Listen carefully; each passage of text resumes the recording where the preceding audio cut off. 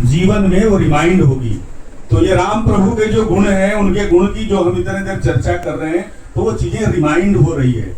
और सिर्फ यहीं तक, प्रसाद तक नहीं है, ये कुछ अंश लेके जाना है अपने घर में। जो जो अपने यहाँ से घर जाए, एक परिवर्तन अपने घर में कर दे। अब आपने तो कहा कि राम जी आएंगे, राम जी को बुलाया, कान्हा जी को बुलाया, गोविंद जी को बुलाया, हनुमान जी को बुलाया, सब आए हुए हैं। आप सोच के देखिए कि कहीं आ गए तो क्या करेंगे आप? सचमुच आ गए, दरवाजा आपने नॉक किया और राम जी खड़े हैं, उस परिस्थिति में हम लोग कैसे व्यवहार करेंगे? हमारे घर की क्या वो मन स्थिति, हमारी मन स्थिति है कि हम प्रभु राम का उस प्रकार से हम सत्कार कर सके जैसे सेवरी ने किया था? तो उस सेवरी वाले मन स्थिति में हमें आना है, इसीलिए हम ये करते हैं। हम सब सेवरी की जो मन हमारा सेवरी जैसा हो जाए, तो फिर प्रभु राम हमारे आएंगे ही, आते ही हैं, आपके पास ही। हम एक शब्द है सनातन का, सत्यम शिवम सुंदरम। हम एक, ये जो आप टीम देख रहे हैं हमारे अभी भाई अनुज, ये भूपेंद्र चाहर जी, हरेंद्र चाहर जी, विकास अग्रवाल जी, भूपेंद्र चाहर जी की बहन जी प्रतिभा जी, ये बड़ी बड़ी दीदी हैं, कृष्णा दीदी बहादुरगढ़ से आई हैं, बहादुरगढ़ से, और इनकी धर्म पत्नी है शशि जी। मेरा नाम केडी पाठक है, मैं इनका मित्र हूँ पिछले 10-12 साल से, जैसे राहुल जी मित्र हैं उसे मैं मित्र हूँ। तो ये क्या है, मैं ये बताना चाहता हूँ कि ये जो प्रक्रिया है उसका इतिहास क्या है। तो इतिहास 1956 के करीब जाता है, जब लाल बहादुर शास्त्री जी ने श्री भगवान दास गुप्ता जी को कहा था, मोती बाग में, दिल्ली के मोती बाग में एक मंदिर है, कि वहां कैसे कैसे आप पाठ करो। और लाल बहादुर शास्त्री जी के वहां आते थे, तो जो बताया गया, जो हमें इन लोगों से जो पता चला, तो वहां से ये प्रक्रिया हुई। इनके बाद इनके पिताजी श्री शेर सिंह चाहर जी 1986 से इस राम एक्सप्रेस पे सवार हुए, और राम जी का जो ये कार्य है वो मोती बाग से, मिशन मोती बाग इसे हम कह सकते हैं, मोती बाग में एक मंदिर है राम जी का। और वहीं पे ये माता जी भी मिली थी, आदरणीय मीना शर्मा जी, जो ये परिवार मिला है, दोनों परिवार, तो इनकी यात्रा भी ये चल पड़ी और वहां से आई। तो ये एक संस्कार की यात्रा है, एक वो संस्कार, और इस तरीके से ये फॉर्चून क्या है, अपार्टमेंट है ना ये, हाँ, फॉर्चून रेजिडेंसी के बीच में ये जो प्रकाश फैल रहा है, ये जो संस्कार फैल रहे हैं, जो राम नाम की चर्चा हो रही है, तो इसकी लंबी यात्रा है, बीज बहुत गहरे हैं। और गहरे क्यों न हो, 1500 कुछ ईस्वी में तुलसीदास जी ने रामचरितमानस की रचना की।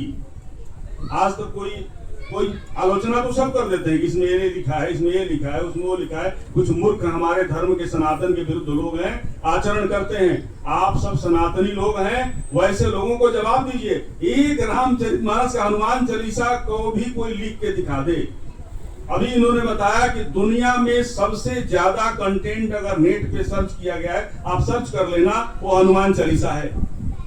सबसे छोटी पुस्तक 40 दोहे की जो हनुमान चालीसा है, नेट पे आज के आधुनिक समय में भी दुनिया में सबसे ज्यादा सर्च किया जाने वाला, कितना करोड़, अब उसके डाटा नहीं पता है, हर दिन बढ़ रहा है, तो हनुमान चालीसा सबसे बड़ा। तो कितनी आपकी शक्ति है, हमारे सनातन की कितनी बड़ी शक्ति है। तो सत्यम शिवम सुंदरम, सत्य ही, आपने सत्य को धारण किया तो आपके अंदर शिव पैदा होंगे, आप महादेव हो जाएंगे, और जब महादेव हो जाएंगे तो आप सुंदर हो जाएंगे। सुंदर का मतलब ब्यूटीफुल नहीं, सुंदर का मतलब मनसा वाचा कर्मणा, जो हम कहते हैं वो करते हैं, आचरण में, बुद्धि में, विचार में। और वही सुंदर जो है ना, इसमें सुंदर कांड का जो पाठ आता है एक रामायण के बीच में, तो उसमें एक प्रसंग है, एक बानर था, वन का नर था, बानर मतलब वन का नर, तो वन का नर था, और उसे जामवंत जी ने उसकी शक्ति बताई, अरे भाई तुम्हारे अंदर ये पावर है, तू ही पता लगा सकता है। और वही उछल के गए, और इधर परम पिता परमेश्वर परम ब्रह्म श्री राम, ब्रह्म की शक्ति, और उधर जगत जननी मां जानकी शक्ति, वो शक्ति, ये ब्रह्म का अंगूठी लेकर के शक्ति को ले जाकर के दे आते हैं और शक्ति का चूड़ामणि उठा करके ले आकर के ब्रह्म को दे आते हैं। ये यही भक्त का काम है, यही भक्त करता है। और हम सब हनुमान के, और हनुमान जी चिरंजीवी हैं। आप सप्त चिरंजीवियों की बात सुनते होंगे, तो सभी पढ़े लिखे लोग हैं। हनुमान जी जीवित देवता हैं, आज को मंडराते रहते हैं। सबसे जल्दी प्रसन्न होते हैं, सबसे ज्यादा वो हमारा सब काम करते हैं। तो ये उसी सुंदर शब्द को लेकर के हमने एक प्रकल्प शुरू किया। ये जो 1956 से जो अभियान चल रहा है, 86 में आदरणीय शेर सिंह चाहर जी ने जो बढ़ाया, उनके वंशज, उनके पुत्र, उनके परिवार के लोग जो बढ़ा रहे हैं, वो सुंदर भारत अभियान निर्विकल्प प्रतिष्ठान, हमारे भूपेंद्र जी उसके अध्यक्ष हैं, इन्होंने बनाया, मैं भी उनके साथ हूं। तो हमने निर्विकल्प प्रतिष्ठान के माध्यम से हमने संकल्प किया कि क्यों नहीं, इससे बढ़िया बात क्या हो सकती है। जीवन एक बार मिला है, 60 70 80 साल का ठेका है। अगर सब ठीक ठाक, किडनी हार्ट वार्ड, ये लिवर सीवर ठीक ठाक रहा, गंगाराम जमुनाराम जी से बच गए, तो 60 70 80 साल तक जाएंगे। इसके बाद ये प्रॉपर्टी, ये घर, ये मकान, ये गाड़ी, ये घोड़ा, ये जितने BMW सब यही छूट जाएगा। तो उस दौर के लिए क्या तैयारी है आपके पास, क्योंकि इसके बाद भी एक यात्रा है। ऐसा ना समझिए कि आखिरी यात्रा है। ये आपके अंदर जो आत्मा राम बैठे हैं, हजारों साल से, करोड़ों साल से उनकी यात्रा है। फिर वो आप जब उस लोक में जाएंगे तो वहां आपकी यही पूंजी काम आएगी, आपका कोई बैंक बैलेंस काम नहीं आएगा। तो ये निर्विकल्प प्रतिष्ठान के माध्यम से सुंदर भारत अभियान हमने बनाया। क्यों बनाया? मन में क्या है? मन में बेचैनी है। हम 2026 में जी रहे हैं, हम पढ़े लिखे लोग हैं, दिल्ली के आसपास सब लगते हैं। सनातन धर्म के ऊपर बहुत सारी चुनौतियां आ रही हैं। अब दिन रात आप राम राम करके, कल फेसबुक पे देखेंगे तो राम जी हुए ही नहीं थे, राम जी ये हुआ था, राम जी ने उसको वो कर दिया। ये फालतू के जो बकवास चलते रहते हैं डिजिटल दुनिया में, सामाजिक दुनिया में, आज नहीं चल रहे हैं, उस वक्त भी चलते थे, आज भी चल। राक्षस हमेशा रहते। विश्वामित्र जी यज्ञ कर रहे थे तो कोई हड्डी डाल रहा था, कोई कुछ कर रहा था, कोई, तभी तो राम जी को अवतार लेना पड़ा। यज्ञ कर रहे थे तो ये समस्या आज की नहीं। रावण भी रहेगा, राम भी रहेंगे। हम सब राम के वंशज हैं। जहां जहां आपके आस पड़ोस में कोई रावण दिखाई पड़े, रावण कौन है?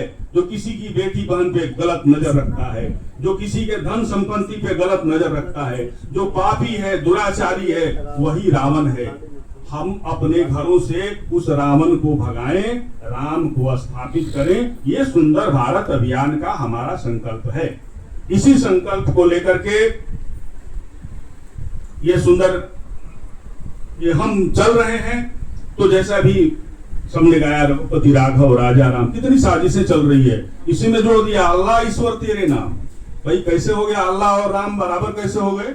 ये तो समझना होगा ना। ये मूर्खों ने हमारे धर्म को नीचा दिखाने के लिए जिसने भी किया, हमारे प्रभु परमात्मा से किसी की तुलना नहीं है, ये साक्षात ब्रह्म है। तो हम सब इस ब्रह्म को पालन करने वाले हैं। तो इस प्रकार से ये रामायण की जो कथा है तुलसीदास जी ने लिखी थी, रामचरितमानस, उसे हम जन जन में गाते हैं। गा के मनन करें, अपने अपने बच्चों में संस्कार डालें। अगर आपके बच्चे आपके नियंत्रण में नहीं है, रिमोट बच्चे के हाथ में आपकी चलावा नहीं चल रहा है, आप कह रहे हैं कि वो तोरी की सब्जी खा लो, कहता है कि जोमेटो से मंगा लूंगा। अगर यहाँ आप हार गए, ब्लिंकिट और जोमेटो पर निर्भर हो गए, तो घर का पराठा कौन खाएगा? माँ का जो बनाया हुआ खीर कौन बनाएगा? ये घर में जो हमारी रसोई खत्म हो रही है, रस की रसोई, अन्नपूर्णा माता का कैसे विकास। ठीक है, आपके पास पैसे हो गए, आपने एक क्लिक किया, आपके पास आ गया। वो भोजन और घर के माँ का भोजन, दोनों में अंतर है। इसका अंतर समझें। घर में हम राम जी का वातावरण के घर में मैंने दरबार देखा है। दरबार में तेलंग स्वामी का विराट मूर्ति है। तेलंग स्वामी काशी में हुए थे, ये सचल विश्वनाथ का, उनकी भी जयकारा लगाएंगे। बोलिए तेलंग स्वामी महाराज की, क्योंकि वहां विराजमान है। वो सुनेंगे कि भक्त सब हमारी भी जयकारा लगा रहा है। तो ये सभी देवी, अगर आप जो कार्य करते हैं तो आपके सभी पितर, सभी पुरखे आते हैं कि मेरा वंश कुछ अच्छा काम कर रहा है, तो आपके माध्यम से वो आते हैं और आपको आशीष देते हैं। तो आपके इन अच्छे कर्मों से आपके जितने सारे कष्ट हैं वो दूर होते हैं। दूसरी बात कि ये रामायण पढ़ने से भाई क्या फायदा है? लोग कहते हैं भाई 24 घंटा हम लोग झूठ मूठ का मेहनत करने से क्या फायदा? मैं आपको बताता हूँ, सबके घर में समस्याएं हैं। किसी घर में नौकरी की समस्या है, पैसे की समस्या है, किसी का बेटा बिगड़ गया है, किसी की बेटी बिगड़ गई है, किसी के धन दौलत की कमी है, किसी का बीमारी हो गया है, कहीं केस मुकदमा चल रहा है। बहुत तरीके की समस्याएं होती है, कुछ न कुछ जीवन में रहती है। जीवन ये संसार सागर है तो उसमें रहेगा।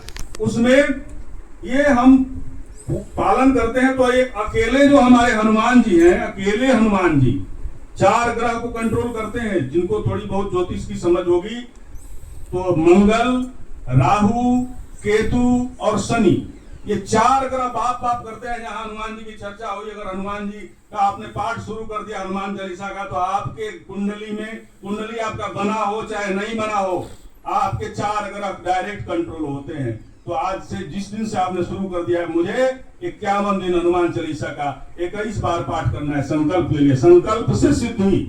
सनातन में ही संकल्प की परंपरा है। संकल्प लेते हैं हम और उस कार्य को पूरा करते हैं। हमारे ही संस्कार में संकल्प लिया जाता है कि विष्णु भगवान का नाम लेकर के तो आप संकल्प ले लें, वो कार्य करें। तो ये 4 ग्रह तो हनुमान जी ठीक कर दिए। अब बचे 5 ग्रह। तो 5 ग्रह में सभी ग्रहों के राजा कौन है? सूर्य नारायण, जो रोज हमें जगाते हैं। कहते भगवान नहीं है, लोग कह देते हैं मुंह उठा करके भगवान होते नहीं है। अरे भाई देख लो, रोज सुबह जगाते, एक दिन बंद हो, उनकी लाइट बंद हो जाए, 5 मिनट बंद होता है एसी, तो हमारी हालत क्या हो जाती है। एक दिन अगर वो 2-4 घंटा बंद हो जाए तो फिर क्या हालत होगी? सोच कर देख लो, कल्पना करके देखो संसार में की। तो सूर्यवंशी है हमारे प्रभु राम सूर्यवंशी हैं, सूर्य के वंश से हैं। राम की जब आप आराधना करते हैं तो ग्रह का राजा सूर्य नारायण अपने आप आपके कुंडली में अच्छा प्रभाव देने लगते हैं। आपकी जस कृति मान मर्यादा, सूर्य क्या देता है? जस कृति, सरकारी नौकरी, मान मर्यादा इत्यादि इत्यादि जो भी चीजें हैं तो सूर्य से मिलने लगता है। बचा चंद्र ग्रह। सूर्य और चंद्र 2 ग्रह राज हैं, दो जो दिखाई पड़ते हैं।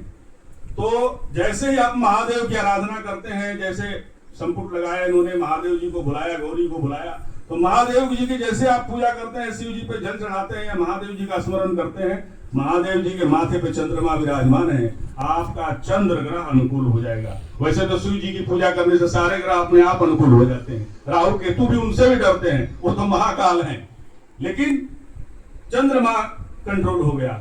अब बच्चे कौन? बुध, शुक्र, बृहस्पति। ये जो हमारे राम हैं, ये विष्णु के अवतार हैं। ये अभी कृष्ण की भजन हुआ। राम के हमारे यहाँ लड़ाई नहीं है, तो वो राम के क्यों माने, कृष्ण के क्यों माने, शिव का क्यों माने। एक परिवार में 5 लोग 5 देवता को मानो, मत मानो, सब हिंदू हो, सब हिंदू हैं। तो हम इस प्रकार से, ये हमारे शिव जी के चंद्रमा हो गए।